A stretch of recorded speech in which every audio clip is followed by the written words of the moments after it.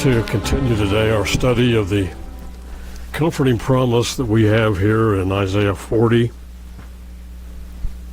verses 28 through 31. As I mentioned, certainly in the Old Testament, this is one of the most beautiful promises that we have. It also, I think it's quite remarkable that it implies not only to this life, but also to the resurrection. Certainly when we have a loss such as John dying, that this certainly is comforting to know this. One day it is God's plan that all of us be given new bodies. But it tells us in Isaiah 40, verse 28, "Have you not known? Have you not heard that the everlasting God, the Lord, the Creator of the ends of the earth, faints not, neither is weary, and there is no searching of his understanding? And he gives power to the faint, and to him that have no might he increases strength. Even the youth shall faint and be weary, and the young men shall utterly fall, but they that wait upon the Lord shall renew their strength. They shall mount up with wings as eagles, and they shall run and not be weary, and they shall walk and not faint." And of course, as I mentioned, many have appropriated this promise. I know that in my life, and also in Jeanette's life, we've asked that God would increase our strength and our energy, renew our strength like the eagles, because, all of us, of course, obviously are growing older, and how much we need God's help. But it's quite remarkable how that God has used his physical creation to teach us spiritual truth. You would have to believe, why would that not be so? Because here is God, the great creator of all. And I often think there in Genesis, the first chapter, at the time when he created the birds, and it tells us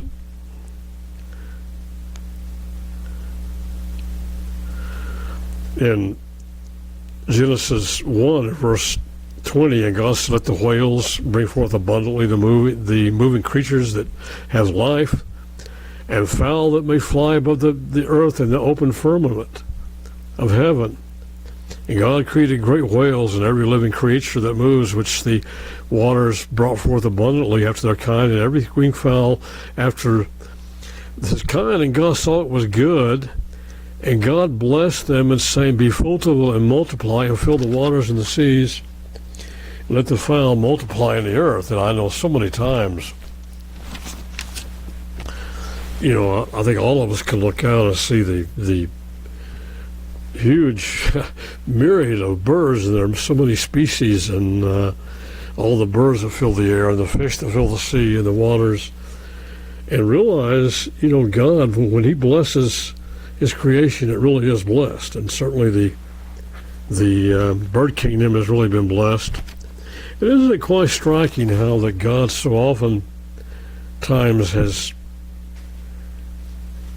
used the bird kingdom, the fowl kingdom, to teach so many spiritual lessons? You can recall when Christ would look down upon Jerusalem and how he bemoaned that he often would have taken Jerusalem under his wings, like a mother hen. That analogy, and this is a hen that gathers her chicks, and we see how close God obviously is to his creation. And it tells us, Matthew 7, verse 24, I think it's amazing to me how that in the end, the most powerful faith is a simple faith. And that's what we as God's people need to be striving for all the time, is a simplicity of faith. I remember George Mueller, that great man of faith in the 1800s, that great man of prayer, someone said the older he grew, the more childlike he became in his faith. And of course, the Bible tells us we're to be childlike, we're not to be childish. But certainly, Christ was a great teacher, and he taught very simply. The parables, of course, were taught in such a way that they obscured the meaning from people who didn't understand. But for us who do understand, they are simple, but yet so profound. And he tells us in Matthew 7, verse 24, Matthew 7, verse 24, no man can serve two masters, for either he will hate the one and love the other, or else he will hold to the one and despise the other. You cannot serve God and mammon, or mammon was an Aramaic word for riches. You can't have it both ways. Can't serve God and money. Therefore I say unto you, take no thought or anxious thought for your life, what you shall eat, or what you shall drink, or nor yet for your body, what you shall put on. Is not the life more than meat or food, and the body than raiment? And behold the fowls of the air, for they sow not, neither do they reap, nor gather into the barns, yet your heavenly Father feeds them. Are they not much better than they? And so we know that God has made provision for his animal kingdom, as well as the birds to be able to eat and be able to get their food.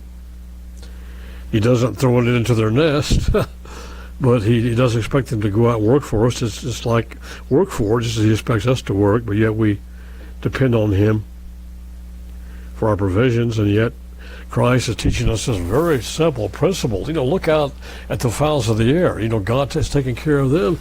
And shall he not so much more take care of you, O you of little faith? I think it's quite remarkable. I think God sometimes, I don't think sometime, I think he does understand as he looks at so many of his people that we don't have the faith that we ought to have, oh little faith. And I have been quite struck throughout the years of the church sometimes how little faith a lot of people seem to have. But it is quite remarkable how that God has used his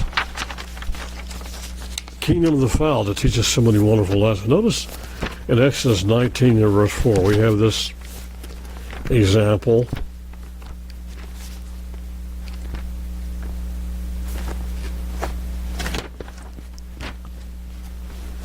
Have this example here, where God tells us, you have seen what I did unto the Egyptians, how I bare you on eagle's wings, and brought you unto myself. I mean, it's this picture of like this giant eagle that comes down and rescues Israel from the Egyptians. Certainly you see this allusion to how a mother eagle would carry its young on its wings. For years that was debated. A lot of ornithologists and scientists said no, that eagles do not train their young that way. They don't throw them out of the nest and then catch them on their wings until, I think it was like the 1800s, there was a naturalist that was out and actually witnessed and wrote up about it himself, that he had seen an incident where a mother eagle had repeatedly pushed his chicklets out of the little eaglets out of the nest, and then came down and allowed that little eaglet to settle up on his wings. He actually witnessed that and wrote up an account of it. It's pretty remarkable. But I want a moving picture of how that God bore his people on eagle's wings. And then they're in Revelation, where it tells us, speaking proverbially, of course, there's much debate about the scripture. I'm not going to take time to get into that. But it tells us in Revelation 12 and verse 14, and to the woman were given 2 wings of a great eagle, that she might fly into the wilderness, into her place where she is nourished for time and times and half a time from the face of the serpent. And this is a 3.5 year period of time. I have heard some messages ministers have given recently I have not agreed with, But I'm not going to get into that. But the point is, however, is that God has used the bird kingdom to illustrate to us a great truth, a great lesson on faith. And I think the longer I live, the more longer I'm in God's church, the more I'm impressed with just how much a simple faith is a great faith.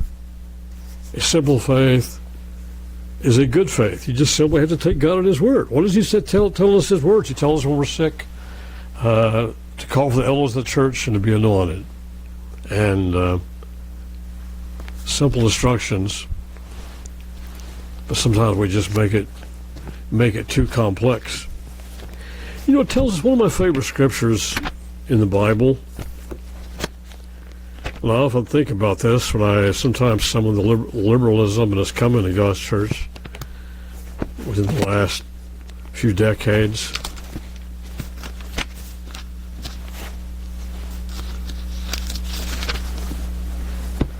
Where it tells us in Jeremiah 6 and verse 16.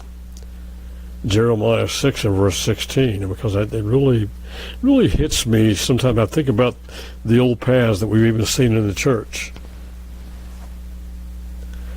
Jeremiah 6 and verse 16, thus saith the Lord, stand you in the ways and see and ask for the old paths, where is the good way, and walk therein, and you shall find rest for your souls. But they said, we will not walk therein. I remember years ago, we had an elderly lady in the church. It's one of those little things, little incidents you don't forget. And the minister had popped a button on his coat. And one of the elderly ladies at church had in her purse a needle and thread. And he sewed his button back up for him on his coat. And he made the remark, he says, well, Mrs. Morrison, she comes from the old school. He says, it was a good school. Well, the old way is a good way. And I will tell you, I see a lot of the truth that was practiced in those early years in the church and faith that was exercised that I haven't seen since. Think about Brenda, Davis talking recently about the great sacrifices they made to go to the Feast of Tabernacles. And I just saw a commitment, a sacrifice that I just haven't. Those were different days, but they were good days. And if we want to walk the paths of God, and I know we all do, because that's why we're here today. That's why we're here opening our Bible and reading God's Word. But if we want to walk the paths of God, we have to have strength. We need God's strength. And when we're encouraged here in Isaiah that we can renew our strength and mount up with wings as eagles, certainly that has to grab our attention, because I know all of us here sense that need. We all sense that we need more of the strength of God. The other day we had a huge raven that came into our yard,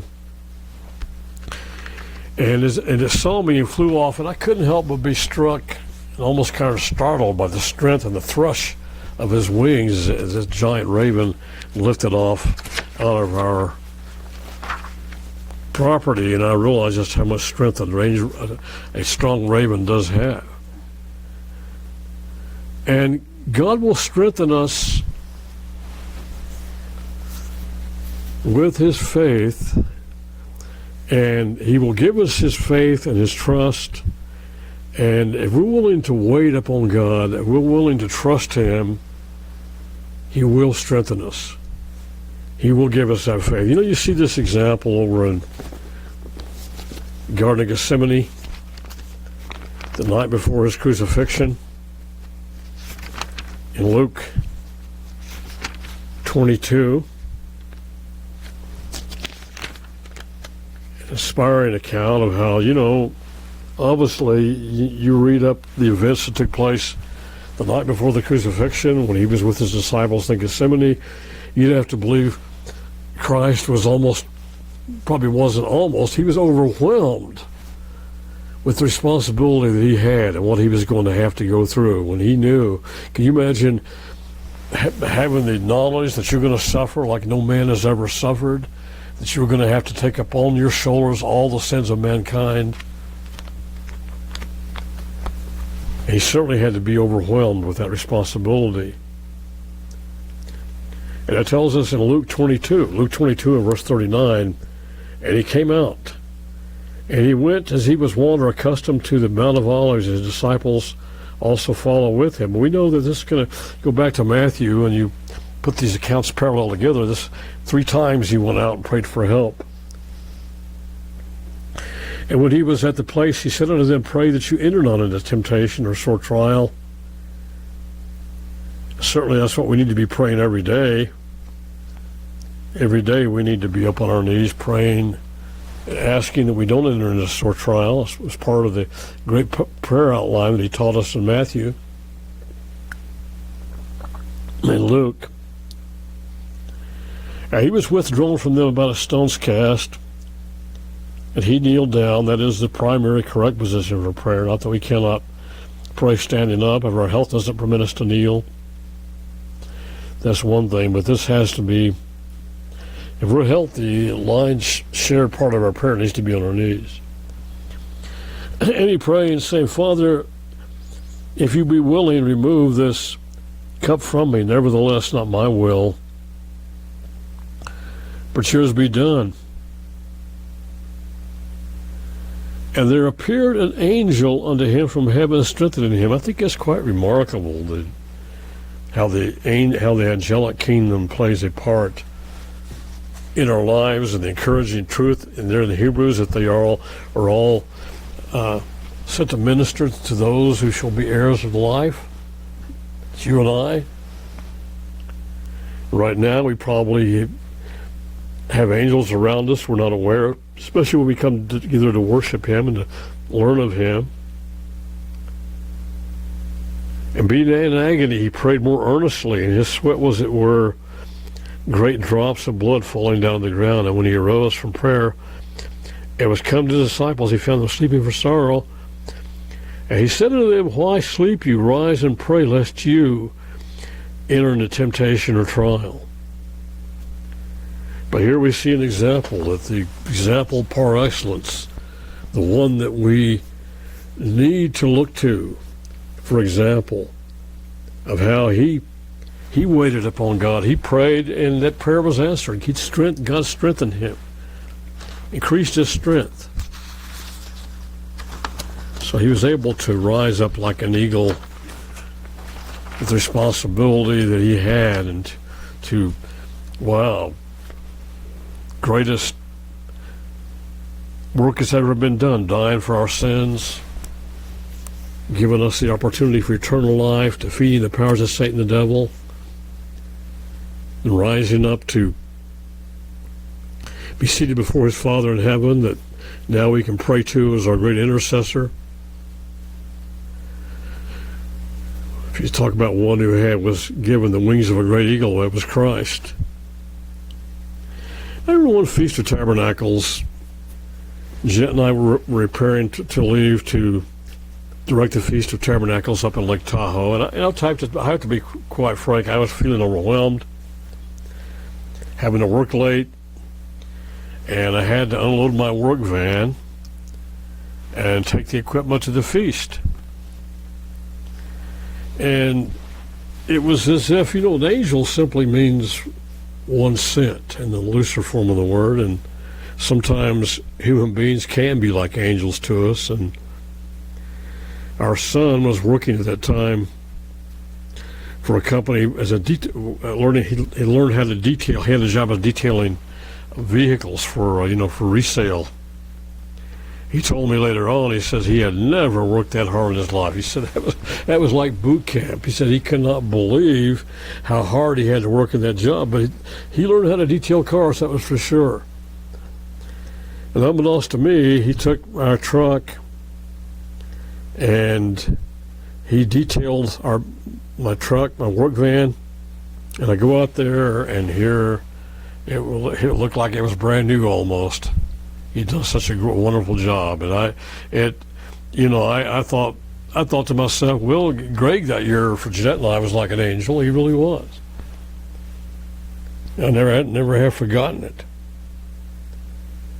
And I felt like I had been lifted up by the wings of an eagle. I mean, here I was not looking forward to having to deal with that van, and here our son did that wonderful work. It's amazing how God can help us. And Pat and Carolyn and Bob have been like angels so many ways to Jeanette and I. I remember up the years of the Feast of Tabernacles. I tell you, years ago that Pat, not Pat, but Carolyn and Bob, and Pat also later on. Carolyn and Bob, especially there at the feast, really helped us out, and really were very much in that type of service to us. And it is interesting. Sometimes God does send people into our lives. Think about all of you, all the important part and place that you play in the church, and how that God does send us, does call people in this church. All of you. I'm very sincere about that. And God is there to strengthen us. We are there. I remember reading about the redwood forest, and one thing about the redwood forest, it's quite remarkable that the roots are very shallow, but the redwood forest gets their strength because the roots interconnect. So you have this great standing redwood forest because they're all interconnected by these roots. It's the same way God's church, His people, that all of us are able to connect with each other and to be encouraged. We're encouraged by what Larry told us about his stents in his heart, and how Tom, we prayed for him, and that God would intervene for him in his potential melanoma or skin cancer, and the test came out good. But there's a very valuable insight as we continue that we've talked about. I don't want to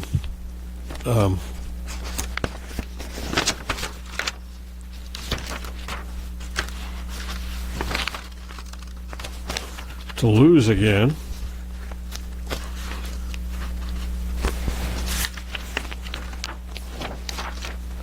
But or not lose again, but lose it all, because there's something here about that I want to look at these scriptures here again in Isaiah 40, and there is an aspect to the original Hebrew there that I wouldn't want any of us to lose, because it's going to be a valuable truth that will help you to have the strength of God. Here in verse 31, where it tells us that they that wait upon the Lord shall renew their strength. And the original Hebrew actually could also mean, I have this in my center column reference over here in the King James, and you find these little numbers in the King James Bible, and they give what it will give will alternate renderings. In other words, the translators look at the words they translated to the English, and they could see that the word can also read a different way. But they shall renew, and the Hebrew there is change their strength. They shall change their strength. The New American Standard says they gain new strength. What is actually happening for us as God's people, we don't want to lose this, is we're exchanging our strength for God's strength. Whereas Christ living in us is a way that our strength is renewed or changed or exchanged. I mean, we don't want to lose that. That the strength that we have, that we're renewed with, is actually a changed strength. It's exchanged. It's Christ coming into us and living His life in us, where we don't have to depend on just ourselves and our own strength. We don't want to lose that concept. That's the philosophies of this world do not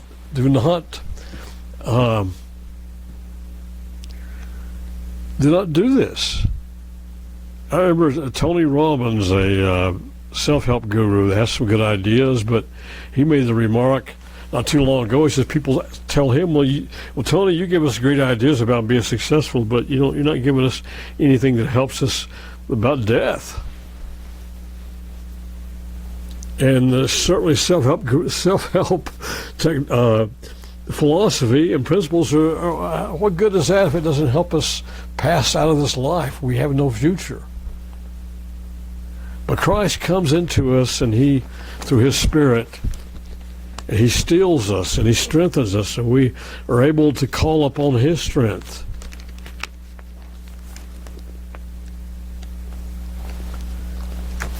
You know how wonderful that is.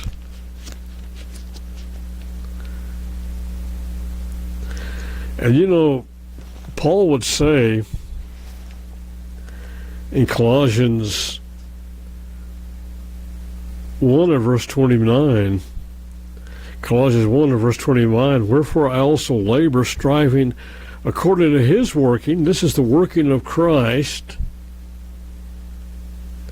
He's already talking about in verse 29, to make you know what is the riches of the glory of this mystery among the Gentiles, which is Christ in you, the hope of glory. Christ in you, Christ in us. We're not just worshiping Christ, it's Christ in us.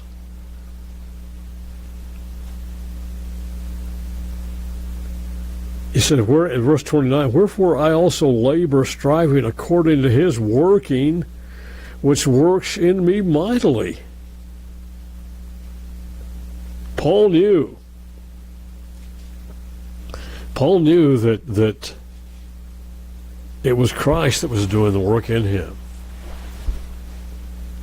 How wonderful that is. I remember I had a minister that I knew long ago in the worldwide, and I told him, hadn't talked to him for decades, and I told him he had made quite an impression upon me as a young man, and he said, let's just give the glory to Christ, because that's where the glory should go to. I mean, I don't have to be too concerned about ministers that, I'm not glad they've fallen away, but I know that it has nothing to do with my salvation, and I know that they might have fallen away, but when they were dealing with me, that Christ was in them.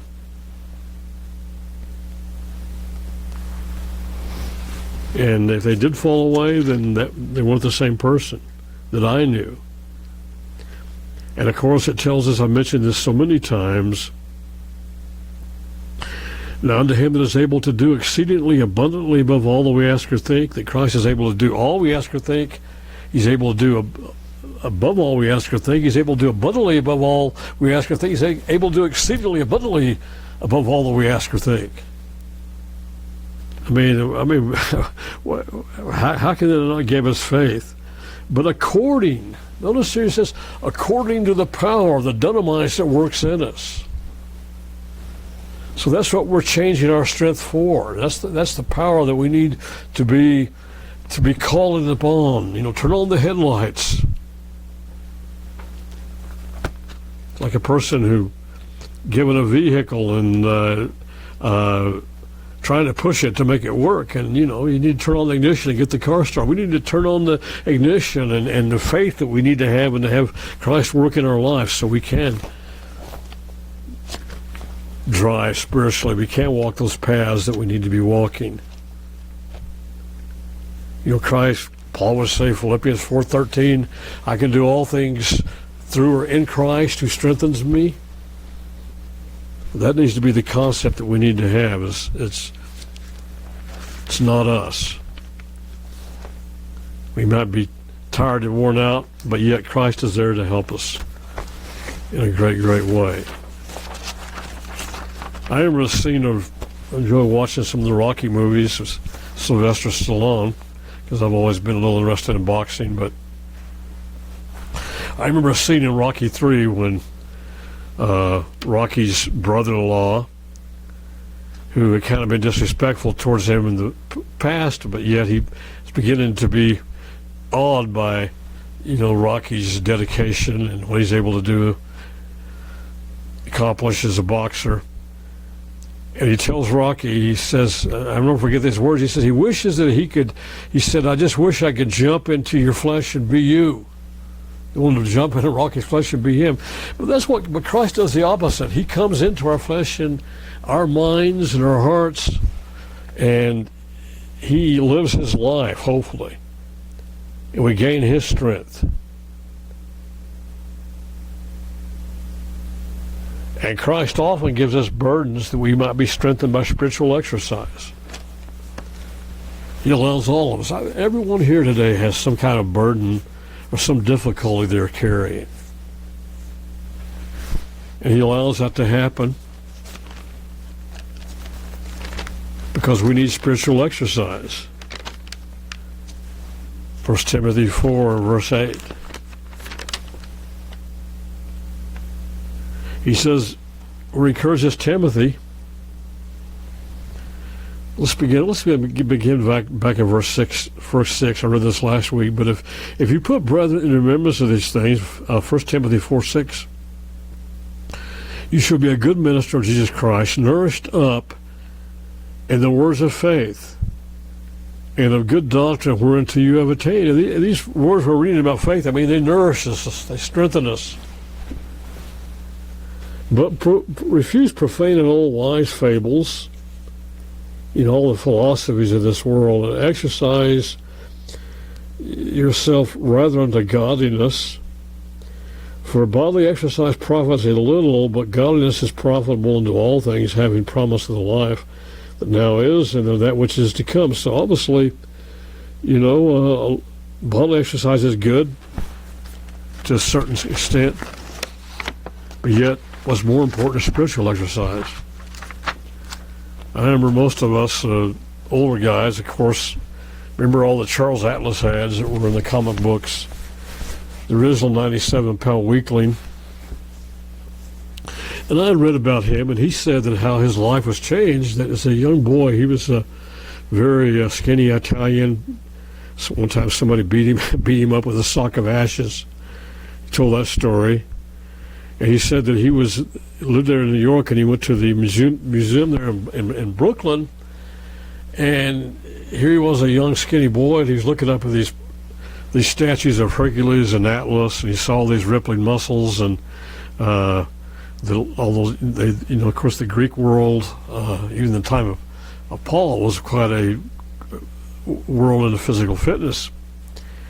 And he asked his uncle, well, how'd they get those muscles? And he said, exercise. And that's what changed his life. He decided to get exercise his body. He set up on a quest to develop his body, and he won the title World's Most Perfectly Developed Man. Not the kind of physique that you see now with a lot of these gorilla-like steroidal monsters now, but he did have a nice physique.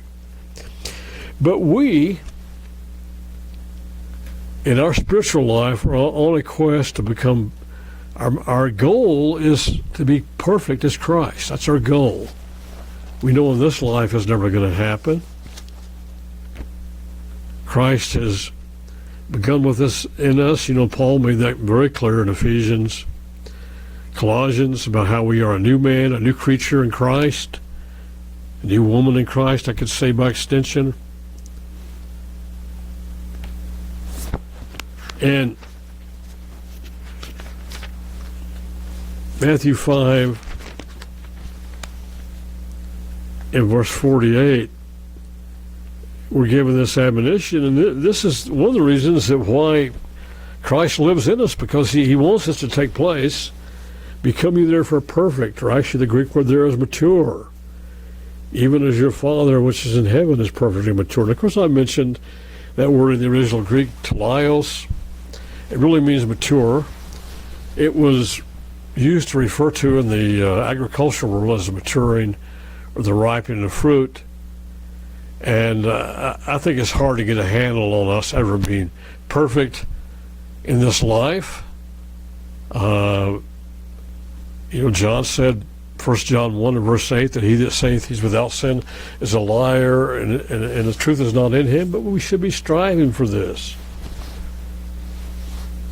We should be striving for that perfection spiritually. And that can't even begin to be believed unless we believe Christ is desirous to live within us. And the more we submit to him, the more that we give up our ways, the more that we give up self. We are as filled with God's Spirit as we are emptied of self, or filled with self. There's little God can do. But if we are willing to empty ourselves of our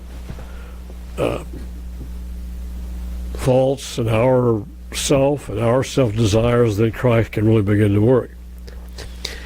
But it takes spiritual exercise. It takes some kind of resistance, doesn't it? It often comes in the form of burdens or trials. It's not easy. Brenda talks about the old days when they traveled the feast. It wasn't easy. That was a spiritual exercise to be able to get to the feast. We get in these situations, it's not easy. I remember I talked about going up to, direct the feast there in Lake Tahoe. It wasn't easy. Easy to get discouraged. But we have a power that's able to do exceedingly abundantly above all we ask or think. I mean, you look at Abraham, father of the faithful. It wasn't easy for him. He was called to leave his own country. Leave Babylonia, where, archaeologists tells us where he lived was a fairly well-developed, civilized area. And he had to leave and to come into a strange country and never did inherit the promises while he was alive. He had this almost unimaginable trial of being called to offer Isaac as a living sacrifice. Of course, God was just testing him. He didn't have to, but he resisted. He resisted that temptation to not do what God had called him to do, and as a result, we find him in the great Faith Hall of Fame. Father of the faithful. Daniel, taken into captivity. You think he might not have thought, wow, why do I have to be here in that captivity? But God allowed it. Him and Shadrach, Meshach, and Abednego. God allowed it, and the possibility he could have even been a eunuch, very good possibility. And he could have thought, why do I have to live like this? But you see, God was able to put him in that position and give him that burden, that difficulty, but yet he turned it into so much good. Had him thrown into the lion's den, and because of his faith, because of that spiritual exercise, he became part of the great mention in the great Faith Hall of Fame there in Hebrews 11. Paul was thrown into prison, and he probably could have thought, "Wow, why in the world? I need to be. I'm shackled. Why can't I be out there in the Roman world again, preaching the gospel? I'm shackled." But yet, God forged out of that trial, that very trial, he forged out the epistles of Philippians, Colossians, Philemon, 4 tremendous epistles, and even was able through that imprisonment to bring many people into the knowledge of the truth that were in Nero's court. Nero's very own court, there were converts. Probably many of those soldiers that he was enchained to day and night, and we have forged out of that trial was the armor of God chapter there in Ephesians 6. How wonderful that is. Abraham Lincoln grew up in poverty, and that really was a tremendous, what would have been a negative circumstance that made him the man he was. His main two textbooks were the Bible, and he said the Bible was the greatest book that God had ever given mankind. And you read back in the United States history, for many people that was the only textbook they had. And also Aesop's Fables. Both books had great impact upon his life. Bishop Sheen, it's interesting, he was a Roman Catholic bishop. Even Herbert Armstrong quoted from some of his writings. He really was quite the speaker. But he made this comment. He said, any book which inspires us to lead a better life is a good book. And certainly, Abraham Lincoln, in his life, Aesop's Fables were very much a part of his upbringing. Fables was written by a Greek slave by the name of Aesop. He lived somewhere around about 600 BC. And fables were developed. Most of them revolved around the man and men acting like animals, or animals acting like men. And they teach us the fables. They teach a moral lesson. I think most all of us, probably the most well-known Aesop's Fable is a story, The Tortoise and the Hare, of how it teaches us that persistence can be more important than speed. Sometimes just dogged determination and plodding along is more powerful than anything else. But Christ, of course, he taught with parables, which essentially, if you study parables are made up stories that teach a spiritual lesson. Like the parable of 10 virgins, parable of the pounds are all, there's stories that Christ made up to be able to teach us a spiritual truth. There's a fable, I don't know where it came from, but it was about birds, and not sure who wrote the fable, but it told a story of the birds, and when they were first created, that they had this beautiful feathers and foliage that glistened, and they could sing beautifully, but that the birds were discouraged because they had these hanging weights on their side. And as this fable goes, until they found out that these weights, these burdens, gave them the ability to soar and to fly. Very simplistic fable, but the point of that fable is that sometimes God gives us burdens and weights that we think, if I just didn't have this, I could really do something. I remember one time we had a man gave a spokesman's club speech one night at Spokesman's Club, and he was always pretty humorous. And he was telling the story. He says, I used to always tell myself I could really do some Bible study if I could get this great big huge desk where I could lay all my Bibles out and all my reference works, and I could study. If I had this big huge desk, I would study my Bible. And he said, I finally got a desk so big I could lay on top of it and sleep. And he said, you know what? He said, it didn't help me do my Bible study anymore. He says, I even went back to doing it on the kitchen table. Sometimes I even do my Bible study on the kitchen table like I used to. But we have these things sometimes, we just think, well, if things were just better for me, if I lived somewhere different, if I was in a different situation, if I had a different job, and we think all these things, we think it'd be better, but God knows we wouldn't be better. Sometimes he gives us burdens that enable us to fly spiritually. Just like those wings on the bird. We think they're weights, but they're teaching us spiritual lessons. Remember David's words, and let's go back there because I don't want us to lose this. I mentioned it in the first sermon of this series. I don't want us to lose this truth. Psalm 55 in verse 22, where David encourages us, cast your burden upon the Lord, and he shall sustain you, and he shall never suffer you, the righteous, to be moved. As I mentioned in the first sermon, that particular word burden can also be translated as what is gift, what is given by providence. Sometimes we don't realize that what we've been given, what we think is a burden, is actually a gift that God gave us, that knew that we needed it to keep us in check, so to speak. If we didn't have it,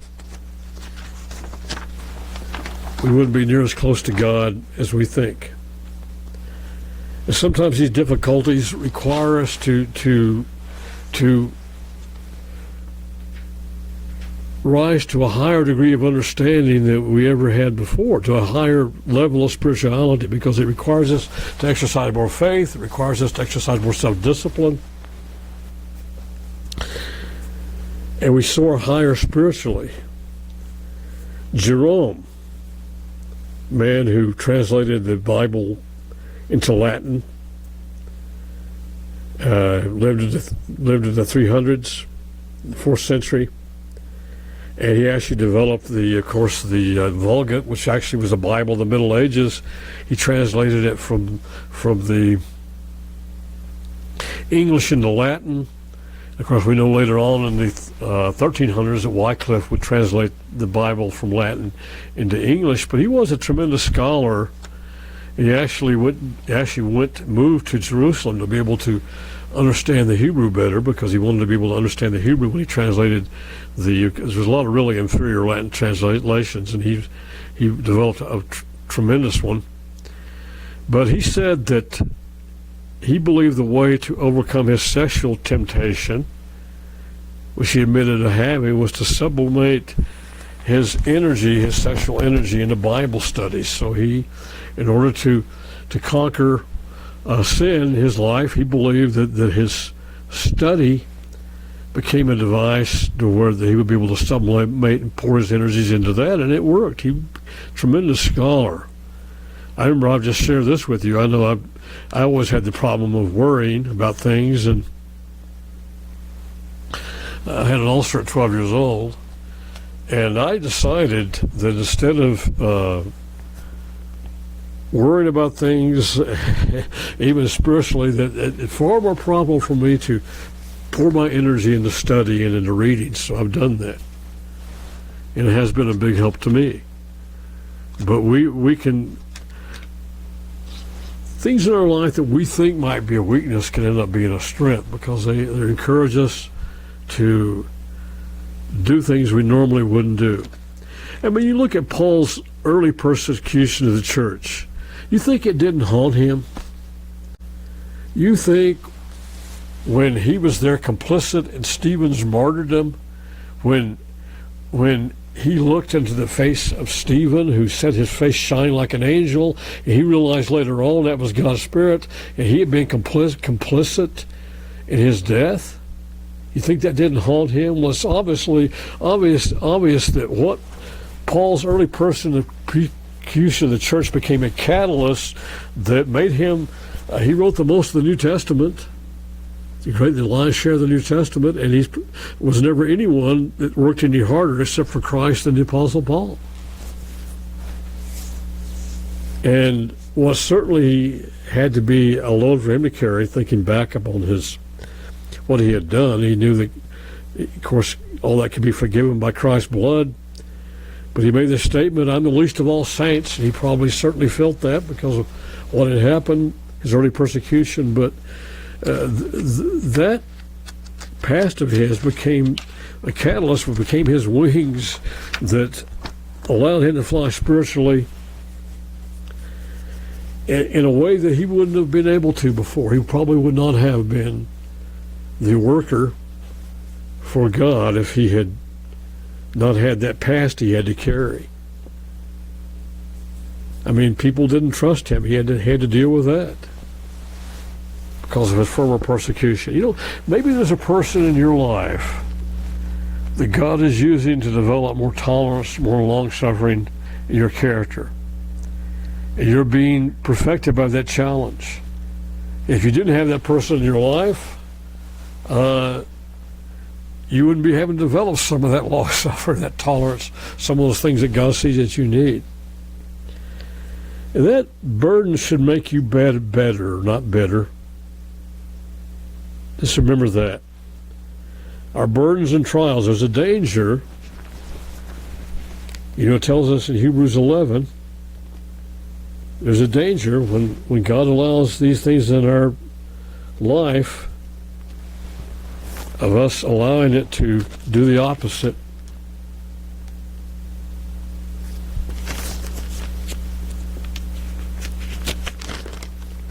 Hebrews 12 and verse 15. Looking diligently, lest any man fail the grace of God, lest any root of bitterness springing up trouble you, and thereby many be defiled. And we can allow that to happen. Jet knew a man that in the church of San Antonio that was a paraplegic in a wheelchair, and God didn't heal him. He became bitter with God. And he left the church.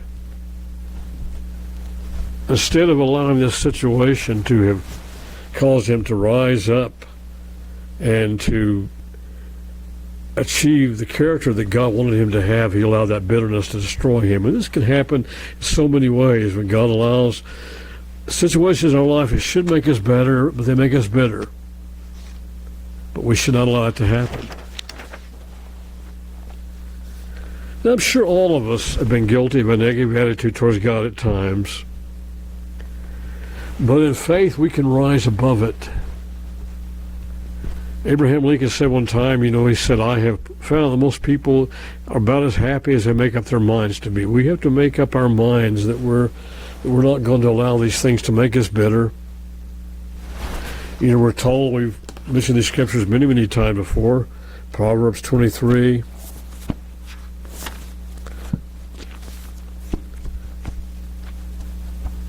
Proverbs 23.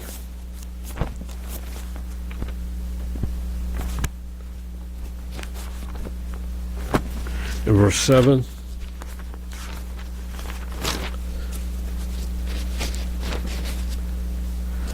Where we have the scripture, for as he thinks in his heart, so is he.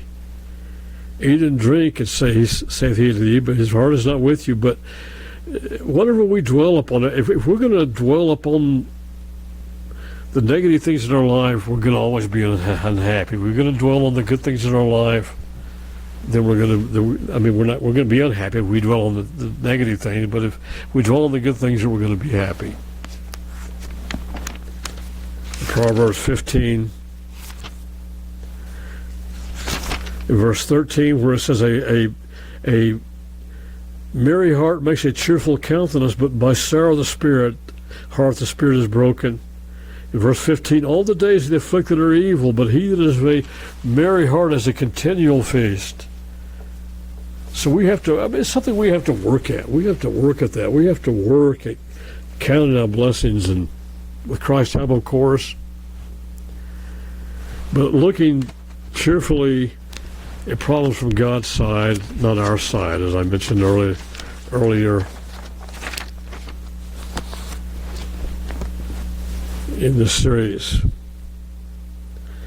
A Chinese proverb said, the gem cannot be polished without friction, nor man perfected without trials. But it's like taking an axe.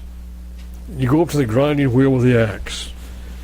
Your intentions are to sharpen an axe, but it's all going to depend upon your perspective. You put the blade of the axe face forward against that grinding wheel, you're going to grind it to bits. If you put it at an angle, a different perspective, you can sharpen that blade. It's the same way with us. It's our perspective in life.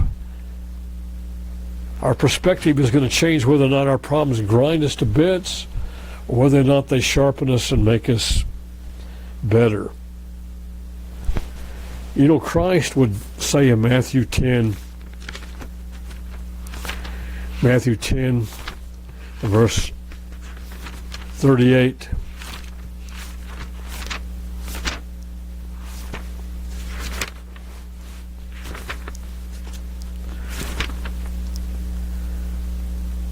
He that followeth not taketh not his cross, Matthew 10 verse 38, and where there is staros, and follows after me is not worthy of me.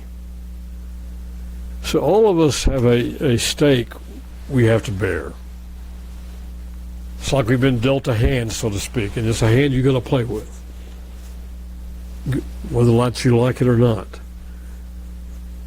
And there's some things we have to carry because of our obedience to Christ. Some people have to take lower paying jobs because of the Sabbath. You know, they used to say, well, if you lose your job because of the Sabbath, you're going to get a better one. Well, that's not always true. Christ might expect you to take a lower paying job, or stay separated from their mates or loved ones because of religious persecution. That can happen. I know many situations in the church such as that. And there are hundreds of difficult burdens that many of us have to carry. Sometimes we think, as I've said, I could just serve God if I didn't have to deal with this. If I had a different job, or if I lived somewhere else, or if I had more spare time, oh, how I could serve God. Well, no, you probably wouldn't. What God has allowed in your mind, your life is probably just the way it is. I've thought many times. I've had people. I love to fish. I know people in the church who live right by a stream, and they don't like to fish.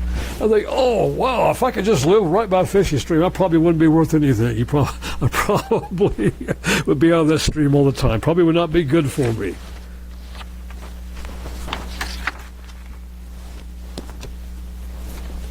We may not realize that God may have given these burdens for our own good, that we might not be serving God as well if we didn't have it. If we didn't have these difficulties. There's a story I read years ago of a Dr. Lambie, who was a medical doctor, formerly in Abyssinia. And he tells of an interesting phenomenon, practice that he saw in Africa. There in Africa, he would often have to cross these really fast-moving streams. And there was a danger when they crossed these fast-moving streams of being swept off your feet, carried downstream and drowning, either that or being swept off your feet and being dashed against a rock and being beaten to death by rocks. But he said that the natives taught him a trick in not being swept off his feet when crossing a stream. When they would have the individuals who cross the stream carry a big rock as large as they were comfortable in carrying as they crossed that stream, and that rock, that heavy weight, acted as a ballast, as an anchor to keep them from losing their feet, losing their balance. The extra weight of that stone kept their feet solid on the ground. Sometimes, God will allow in our life burdens and difficulties that keep us solid and keep us from being swept off our feet. There will be a lot of us that couldn't handle being too prosperous. There may be a lot of us that couldn't handle a lot of things that we think might help us, but God sometimes is going to keep us from being spiritually swept off our feet, because He's going to allow things in your life that are going to keep you in check, so to speak. Keep you back in reality. And afflictions, they should encourage us to pray and to study more and to keep us in humility. That's one of their purposes. I remember one time years ago, there was a man in the church, minister. I frankly thought to myself, there was a circumstance where he was not healed. And I thought, for the benefit of God's people, it probably was better he wasn't, because he was so self-righteous about it. And he looked down upon people for seeking medical help. And I thought to myself, man, if he had been healed, he probably would have been a vexation to all of us. Well, he wasn't. But sometimes I think we'd be far worse off if some things happen to us that we think are not good. Perhaps we might be a lot worse off if they did happen. I remember years ago a minister, he was pretty athletic and he wanted to look like some of these bodybuilders that are out there. And he was quite a runner. And his wife said, "But honey, you'd be so vain. You know, it wouldn't be good for you."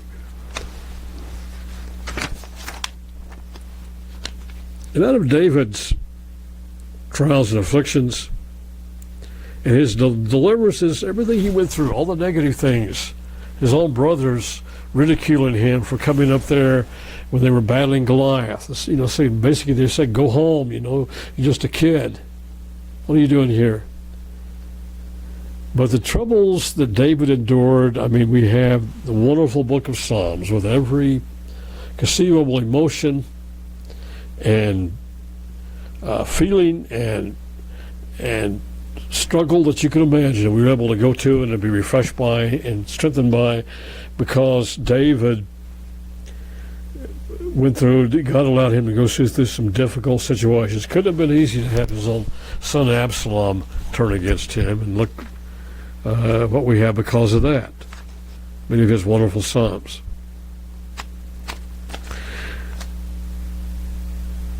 I read recently of a man who was hiking up in the mountains, and he said that there was a sudden rainstorm came up, and there was a large dark canyon, and he said all of a sudden he looked, and here comes this eagle that comes thrusting out of that canyon, his wings glistening in the wind. And he said it was so inspiring to see that eagle come up out of that canyon. And he said that what he realized was what had driven that eagle out of that canyon was that storm. Sometimes it is a situations in life that enable us to, the storms of life and the difficulties, to draw closer to Him, to require us to call upon God more in faith, and allow us to come flying up out of that canyon of difficulty and out of that storm, to be able to fly up to having greater character and a greater contact with God and becoming more Christ-like. Well, I want to go ahead, and this will be the concluding sermon here with this series, but I want to go ahead and just read once again this wonderful promise, and just stop to consider what a beautiful promise we do have here, and how much this promise, if we appropriate it, how much it can do for us in our lives as God's people. Isaiah 40 and verse 28. Isaiah 40 and verse 28. Have you not known? Have you not heard that the everlasting God, the Lord, the creator of the ends of the earth, faints not, neither is weary, and there is no searching of His understanding? And He gives power to the faint, and to him that have no might He increases, or He gives strength. And even the youth shall faint and be weary. The young man shall utterly fall, but they that wait upon the Lord shall renew their strength, or they shall change their strength. They shall receive the strength of Christ. And they shall mount up with wings as eagles, and they shall run and not be weary, and they shall walk and not faint. And what a wonderful, majestic promise that God indeed has given us.